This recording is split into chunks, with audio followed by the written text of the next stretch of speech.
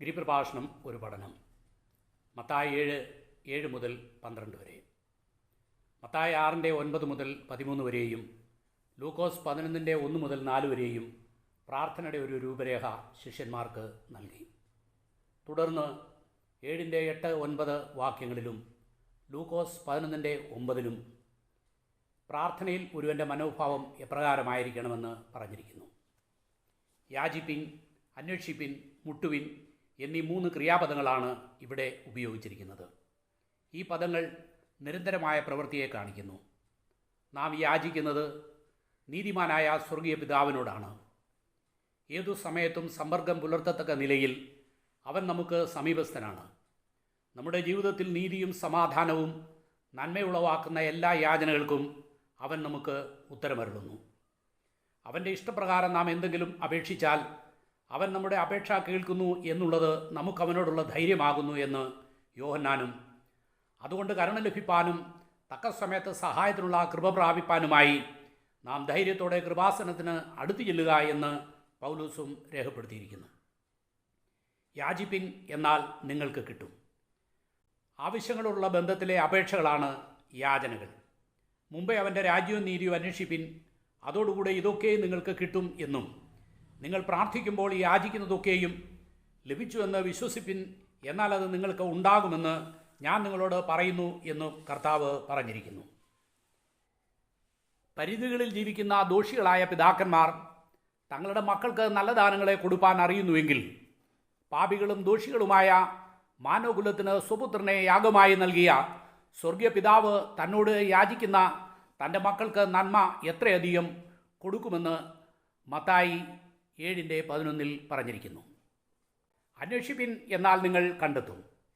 പ്രാപിക്കുവാനുള്ള ആഗ്രഹമാണ് അന്വേഷണത്തിൻ്റെ ആരംഭം.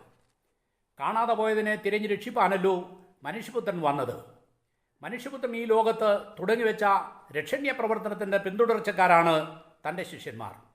അതുകൊണ്ട് ക്രിസ്തു ദൈവത്തിൻ്റെ വലത്തുഭാഗത്തിരിക്കുന്നതുമായ ഉയരത്തിലുള്ളത് അന്വേഷിക്കുന്നവരായിരിക്കണം അവൻ്റെ ശിഷ്യന്മാരെന്നും, അവർ ആത്മവരങ്ങളെക്കുറിച്ച് വാഞ്ചയുള്ളവരും സഭയുടെ ആത്മീയ വർധനയ്ക്കായി സഫലന്മാരാകുവാൻ ശ്രമിക്കുന്നവരുമാകണമെന്നും വിശുദ്ധ ബൈബിൾ പറയുന്നു. ശിഷ്യന്മാർ മടുത്തു പോകാതെ എപ്പോഴും പ്രാർത്ഥിക്കുന്നവർ ആകണം എന്നുള്ളതിന് കർത്താവ് അവരോട് പറഞ്ഞ ഒരു ഉപമ രേഖപ്പെടുത്തിയിരിക്കുന്നു.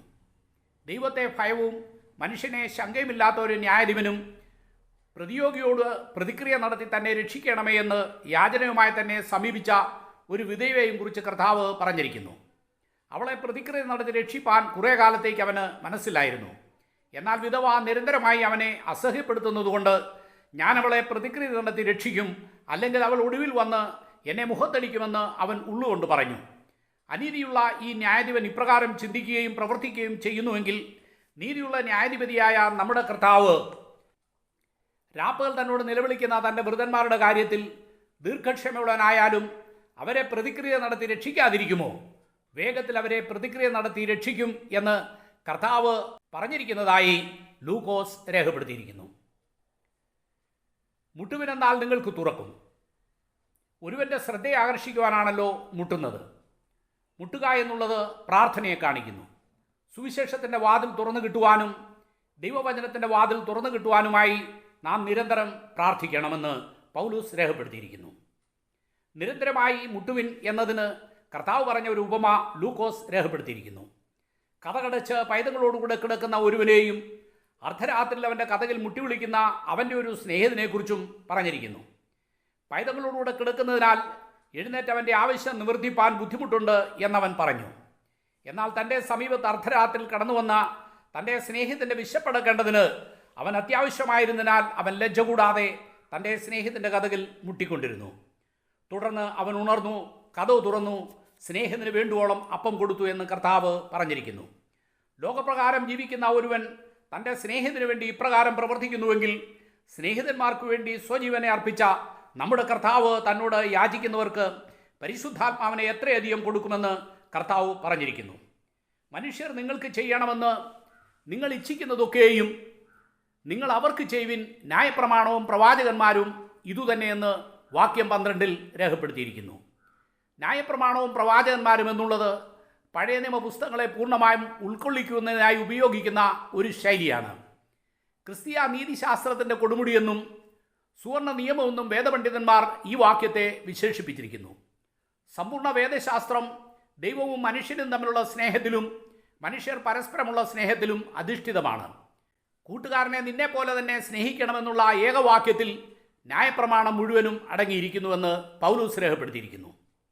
നിന്റെ ദൈവമായ കർത്താവിനെ നീ പൂർണ്ണ ഹൃദയത്തോടും പൂർണ്ണാത്മാവോടും പൂർണ്ണ മനസ്സോടും സ്നേഹിക്കണം. ഇതാകുന്നു വലിയതും ഒന്നാമത്തേതുമായ കൽപ്പന. രണ്ടാമത്തേത് അതിനോട് സമം, കൂട്ടുകാരനെ നിന്നെപ്പോലെ തന്നെ സ്നേഹിക്കണം. ഈ രണ്ട് കൽപ്പനകളിൽ സകല ന്യായപ്രമാണവും പ്രവാചകന്മാരും അടങ്ങിയിരിക്കുന്നുവെന്ന് കർത്താവ് പറഞ്ഞിരിക്കുന്നു.